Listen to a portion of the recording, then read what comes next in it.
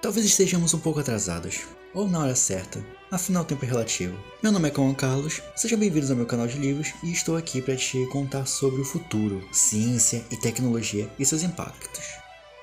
Na verdade, consequências em uma determinada sociedade ou em seus indivíduos. Sim, esse é um vídeo sobre a história de fazer histórias.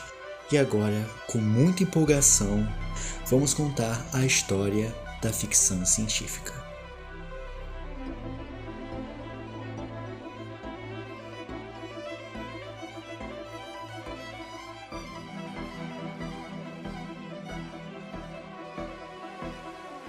Ok, vamos começar. Qual seria o ponto de partida ideal? Eu sei que é quase exagero, mas se você tá na internet, ou pelo menos já viu algum filme de herói, é impossível que você não tenha entrado em contato com a ficção científica e como ela está absurdamente inserida na cultura pop. E bom, é impossível falar de ficção sem antes falar da sociedade que a inspira. Nossa sociedade é marcada pela mudança do modo de entendermos e nos relacionarmos com a tecnologia.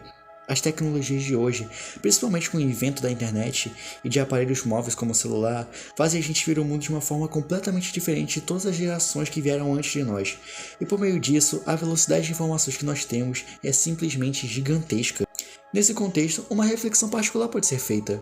Várias obras de artes, estudos científicos e filosóficos conseguem com facilidade problematizar nossa dependência da tecnologia, e é bem assustador pensar que muitos desses problemas e dependências foram previstos por autores de ficção científica. Parece quase profecia científica de tão real que são. Por exemplo, a lista de tecnologias que apareceram primeiro em obras de ficção e depois viraram realidade é longa. Ela vai desde as criações do escritor francês Jules Verne, com o submarino e a viagem à lua, até o comunicador portátil da série de filmes Star Trek, que antecipou o telefone celular em muitos anos antes dele resistir realmente. E como algumas coisas que escritores de ficção escrevem podem virar realidade, o que os escritores dizem sobre ela mesmo?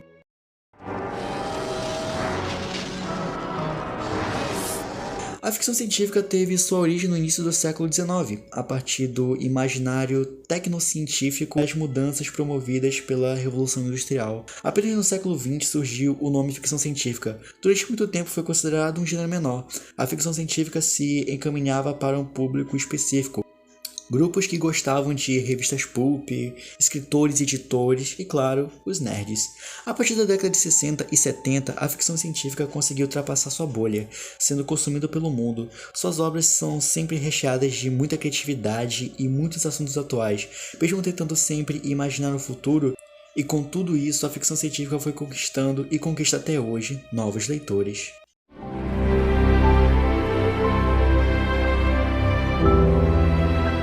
Falar de literatura pode envolver bastante identificação.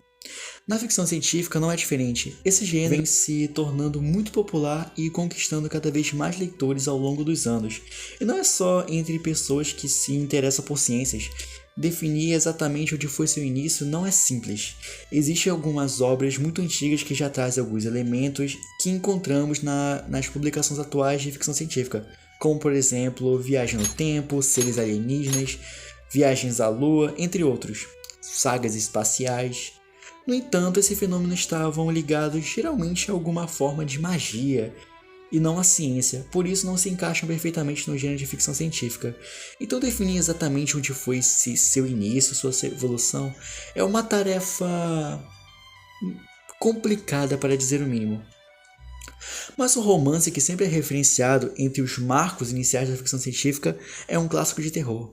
Frankenstein, de Mary Shelley, publicado em 1818. Nessa obra, que dispensa apresentações, somos apresentados a um cientista que usa seus conhecimentos para criar um homem a partir de pedaços mortos de pessoas mortas. É claro que o enredo vai além disso, mas é interessante ver o uso da ciência para promover coisas a princípio inimagináveis. Frankenstein tem como sua principal inspiração o movimento do galvanismo, que eram experiências conduzidas com eletricidade, que dizia que se você aplicar a eletricidade mesmo em um corpo depois de morto, ele poderia se mover.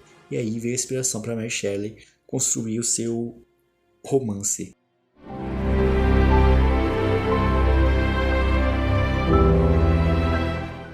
Embora a ficção científica seja encontrada em vários meios de expressão artístico como quadrinhos, filmes, jogos e afins, seu surgimento se deu primeiro na literatura. No início do século XX, eles foram considerados muito populares. Suas narrativas seriam compreensão imediata, seus temas identificados por ícones e significados sempre pré-determinados e repetitivos até. Mas claro, um gênero literário não é nada sem as suas obras e autores. Depois da senhorita Shelley, temos Júlio Verne, com suas várias obras que exploram a temática do fantástico a partir do científico, claro, de uma forma minimamente fascinante. Alguns críticos literários o consideram o inventor do gênero ficção científica. De fato, embora eu não considere em 100%, visto que Shelley tinha ótimas bases para compor sua obra, também em muitos anos foi a base sólida para o gênero.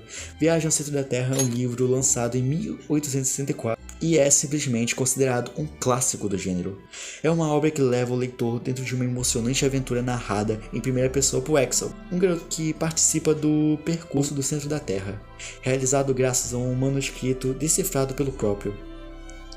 O livro é um exemplo de como o escritor pode transitar pelo real e pelo ficcional, para o leitor pensar no que pode acontecer na realidade.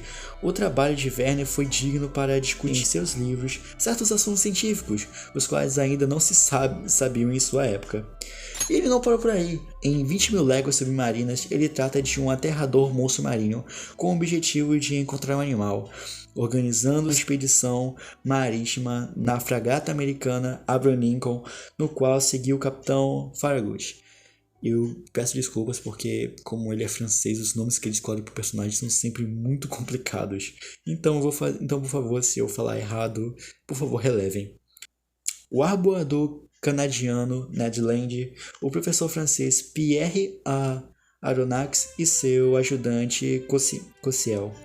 Os personagens passam vários meses a bordo sem obter qualquer sucesso, até que Ned Land avista algo que se movimenta rapidamente e com um arpão tenta atingir o que julga ser um monstro. Nesta tentativa de captura, surge uma onda gigante que arrasta Anarox, Cossiel e Ned Land para o mar. Conseguem agarrar-se às costas do presumível animal, reconhecendo depois que se tratava do submarino Nautilus, acredito que seja assim, Nautilus, onde são acolhidos. O livro serviu de inspiração ao oceanógrafo Jacques, eu não vou conseguir pronunciar, tá escrito aí na tela, para sua exploração dos oceanos. Isso nos mostra como a capacidade de Verne de escrever sobre o aparecimento de novos avanços científicos, como os submarinos, as máquinas voadoras e a viagem à Lua, antes mesmo disso ser real.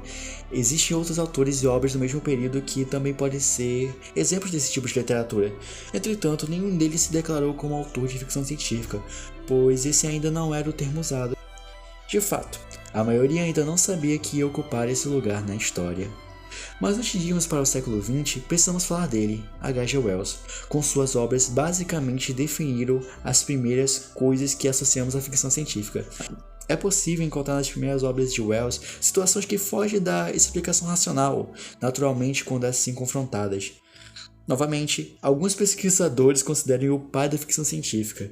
Eu disse que é complicado definir onde se originou, mas o fato é que suas obras são maravilhosas. A Máquina do Tempo é um livro lançado em 1895. É considerado o primeiro romance de ficção científica. Novamente, eu sei. É a terceira vez que eu falo sobre isso. Mas sim, Mary Shelley, Júlio Verne e H.G. Wells são os precursores do estilo, ambos muito importantes para cada aspecto da ficção científica. A diferença entre eles é imensa. Mary Shelley criou o icônico Barão Frankenstein, enquanto Verne examinava a tecnologia disponível em sua época e a transpõe para situações em que ela se torna popular, como no livro A Volta ao Mundo em 180 Dias, onde os balões são o meio de transporte mais popular naquele livro.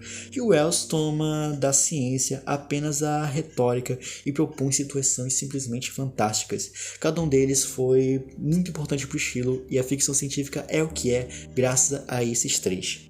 Voltando para a Máquina do Tempo, na história, o criador dessa máquina viaja até 802.701 e descobre que os humanos eram usados como refeição para outra raça que habitava a Terra. Isso porque em sua história aparece um veículo que fazia viagem pelo tempo. O livro serve como veículo para que o autor critique o seu contexto histórico, e então, influenciado por Francis Galton e Thomas Alex, deixe transparecer o que via como solução: o controle consciente do processo de evolução através da eugenia. E é claro que essa não é sua única obra de renome. Guerra dos Mundos, de 1899, conta sobre alienígenas inteligentes que invadiram a Terra. Portanto, os humanos precisam usar sua tecnologia para conseguir evacuar Londres, cidade que foi invadida. A Guerra dos Mundos estabelece uma relação entre a narrativa de H.G. Wells e as guerras e surtos de pestes dos séculos posteriores ao romance, ressaltamos o caráter visionário do autor que antecipa conflitos mundiais com potência bélica, assim como os marcianos fizeram com os humanos no enredo.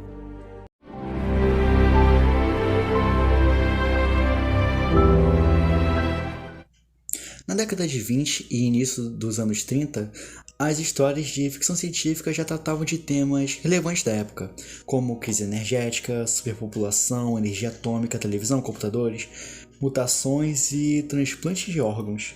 Por pertencer à indústria cultural, a ficção científica era estigmatizada pelo público geral como literatura infantil e escapista. As décadas de 1930 e 40 assistiram ao crescimento do gênero literário popular que produziu seu universo próprio, envolvendo escritores, editores, leitores e críticos. As histórias compartilhavam temáticas, estilos de linguagem e um imaginário particular. O gênero parecia manter-se isolado do mundo externo, para o qual seus códigos eram quase indecifráveis. Toda essa matriz viva, não apenas os textos ficcionais que a ocasionaram inicialmente, passou a ser chamada ficção científica. O termo Science Fiction foi utilizado pela primeira vez em junho de 1929, no número da Science Wonder Stories. Foi uma tentativa do editor Hugo... eu não vou conseguir pronunciar o seu nome, então tá aí embaixo. Em definir o tipo de histórias fantásticas ou futuristas que fascinavam os jovens da época. O editorial da primeira edição da revista Amazing Stories em abril de 1966. Hugo havia se referido ao gênero como Science Fiction e o descreveu assim. Essas histórias extraordinárias são instrutivas. Elas fornecem conhecimento numa forma muito palatável. Novas aventuras retratadas para nós na ciência-ficção de hoje não são completamente impossíveis de concretização amanhã. O cunho educativo e a afinidade com o progresso serão abandonados por editores e pesquisadores nas abordagens posteriores, mas a ênfase no caráter científico e na visão profética da categoria permanecerá por alguns anos. Ao assumir a editoria da revista, eu não vou saber pronunciar, então tá escrito aí, John W. Campbell propôs um novo manifesto. A metodologia científica envolve a proposta de que uma teoria bem construída não apenas explicará qualquer fenômeno conhecido, como também predirá fenômenos novos e ainda desconhecidos.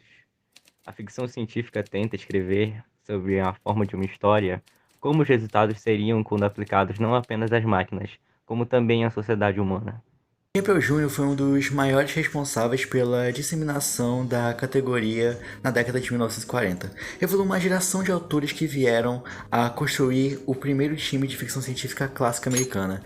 Inicialmente surgiram Isaac Asimov, Robert Heinlein, Alan Watt e a partir do final da década de 40 vieram reforçar a equipe Arthur C. Clarke, James Billish, Ray Bradbury, Alfred Bester, Frederick Pogue e muito mais. Campbell exerceu grande influência sobre o formato e estilo de ficção científica no período de 1938 e 1950, denominado The Gold. E bom, foi no século XX, a partir de algumas revistas estadunidenses, que a ficção científica ganhou um nome e foi sendo mais bem delineada. A partir daí surgiram grandes escritores do gênero, como por exemplo Isaac Asimov, Arthur C. Clarke, Philip Dick, Ursula K. e muitos outros. O livro Eu, Robô, de 1950, reúne 9 contos de ficção científica de Isaac Asimov, publicado entre os anos de 1940 e 1950. O livro aborda temas como inteligência artificial, automação, ética e responsabilidade humana, sendo estruturado como uma série de depoimentos da personagem Susan Calvin, a psicóloga robotista que relata suas experiências com os robôs ao longo de sua carreira e envolvimento com a empresa USA Robôs. O autor dessa coletânea de 9 contos é Isaac Asimov. Enfim, seus contos falam sobre a evolução dos robôs através dos anos. Em seguida, passamos pela proibição do uso de robôs e, por fim, acredito que o próprio coordenador do mundo seja um robô. Outro grande escritor desse tempo que não posso deixar de citar é Arthur C. Clarke. Ele junto a Isaac Asimov são ótimos exemplos de escritores que procuram se manter fiéis ao desenvolvimento científico, e é o caso de Náufragos em Selene, em que Clarke empregou todos os conhecimentos sobre a Lua disponíveis na década de 1950 para descrever a tragédia de um veículo de superfície que afunda na areia movediça de uma cratera lunar. É uma história que Clarke só escreveria naquela época, porque as viagens tripuladas ao nosso satélite no final da década de 60 descartaram a hipótese de terrenos movediços. Já autores como Ray Brander e Robert Silverberg mostram-se mais interessados em problematizar temáticas e conceitos das ciências humanas e sociais. Em Tempos de Mudança, 1971, Robert Silverberg cria uma sociedade que considera subversivo e perverso o indivíduo referir-se a si mesmo em primeira pessoa, até o dia em que um homem descobriu o efeito libertador de empregar a palavra eu. Silverberg não está interessado em abordar questões sobre ciência e tecnologia, apenas discutir a relação entre norma social e desejo individual, indivíduo, sociedade e tão cara aos modernos. A história se estabelece nos terrenos da psicologia e da sociologia. É uma autêntica ficção científica soft. E é claro, é importante falarmos de uma das obras mais importantes para a literatura e para o cinema, 2001, Uma Odisseia no Espaço, de 1968. O livro teve a adaptação para os cinemas antes mesmo de ser lançado, ou seja, o filme saiu antes. Enfim, essa história de ficção científica conta a descoberta sobre o monolito soterrado na Lua. Curioso, os humanos mandam uma nave com tripulação humana e uma inteligência artificial, a HAL 9000, para investigar. Poucos eventos na história recente do cinema são equivalentes a 2001, Uma Odisseia no Espaço. Hoje sabemos que o roteiro levado às telas foi escrito por Stanley Kubrick e Arthur C. Clarke, em diálogo com 2 contos do escritor inglês publicado na década de 1940, A Sentinela e Encontro no Alvorecer. Quem assistiu ao filme deve se recordar da trilha sonora que embala, especialmente a majestosa introdução Alços e Pragas Zaratustra, composta por Rick Stratus, que escutamos uma vez antes do filme começar e outra no final da primeira parte, The Dawn of Man. Terceira, nos segundos finais do filme, quando aparece a imagem do embrião em simetria com a do planeta Terra. Em 1968, outro clássico estava sendo publicado, Android Sonham com Ovelhas Elétricas, 1968. Apesar do nome estranho, sendo um livro... Esse livro de ficção científica nada mais é que a inspiração para o filme Blade Runner. A obra conta a história de um caçador de recompensas atrás de androides em um cenário pós-apocalíptico. As antecipações para o futuro da cidade de Los Angeles são bastante antitéticas, se considerarmos as previsões feitas por Hollywood.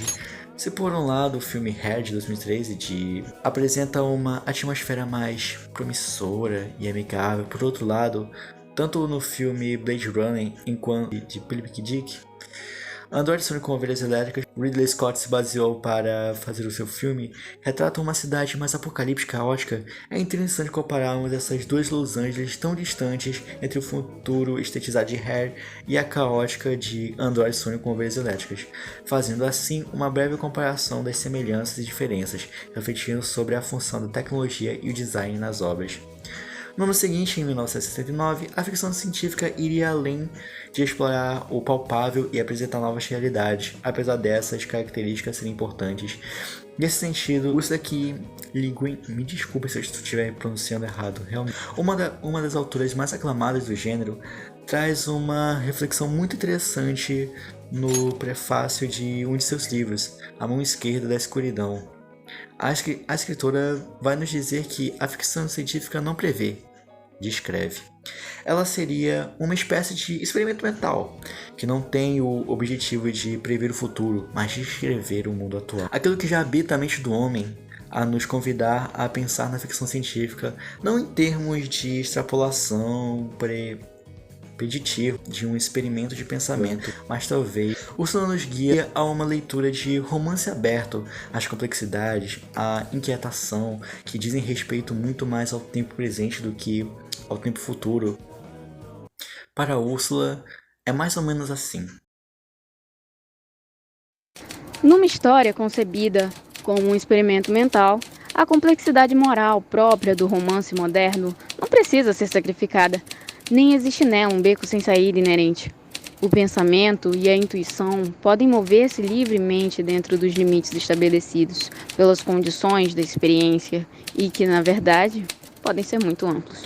O livro conta a história de Gleneye, um humano, tem como missão persuadir os governos do planeta Gitmen a se unirem a uma comunidade universal enviada em uma missão intergaláctica. Entretanto, Glenn, mesmo depois de anos de estudo, percebe-se despreparado para a situação que lhe aguardava.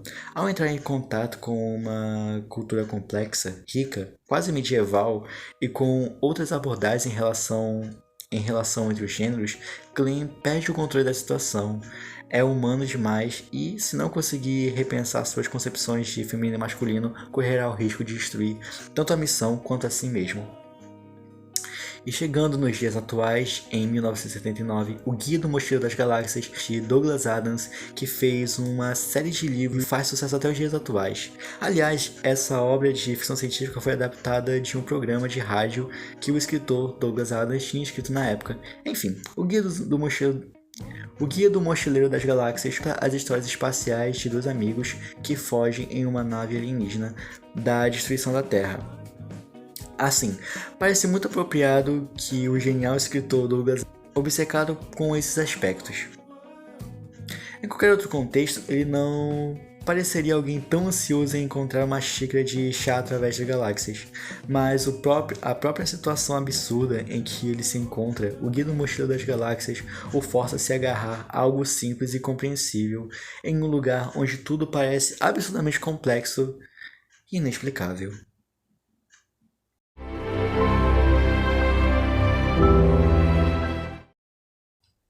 Bom, chegamos nos dias atuais, passamos por Frankenstein até Guia do Mochileiro das Galáxias. Vimos várias obras importantes para a ficção científica, que já foram estudadas por acadêmicos e lidas por milhares de pessoas. Passamos por viagem no tempo, invasão alienígena, por viagens espaciais, distopias, realidades simuladas, romances e coletâneas de contos. Mas, e hoje em dia? Como que imaginamos o futuro hoje? Bem, existem bastante novas iniciativas que nos mostram isso. Jogador número 1 de Klein, que se tornou um best-seller, inclusive, muito bom. Também temos séries como Black Mirror, que sempre traz uma realidade muito perto da nossa. Eu particularmente acho que a série é muito oscilante, mas tem episódios primorosos no meio. Sem falar dos vários filmes que vão desde Star Wars a Hair. E aqui no Brasil, o último vencedor do Prêmio Geek da Amazon, Zona Livre de André de Carvalho, que venceu o segundo Prêmio Geek. Fora os filmes de heróis e muitos outros quadrinhos que se inspiram no gênero, sem mencionar a infinidade de jogos, te fazendo sonhar com o futuro e até vivenciar eles de várias formas diferentes. E você pode pensar também, ler todas essas obras e imaginar um futuro enquanto modelamos o presente para um futuro melhor e menos distópico, e sem esquecer que para imaginar o amanhã, temos que olhar para o agora. E é isso, galera, acabou. Essa foi a história da ficção científica. Eu demorei exatos um mês para finalizar o roteiro e muito mais tempo para finalizar a edição, a gravação e até postar esse vídeo. É um tempo enorme que eu vou deixar aí na tela especificamente quanto tempo demorou para finalizar esse vídeo. Então, se você gostou, por favor, deixa um like, compartilhe e se inscreva no canal para fortalecer e me ajudar a me dedicar mais. Eu realmente sou um apreciador de ficção científica, não tão apaixonado quanto algumas pessoas, mas aprecio bastante. Sobre o canal, vou me esforçar para mantê-lo ativo e com bastante conteúdo. Eu estou terminando de ler Battle Royale e vou fazer uma análise a fundo sobre esse livro. É mais um motivo para você se inscrever, aliás. E dar uma olhada nos outros vídeos, tenho certeza que você vai gostar. E é bom.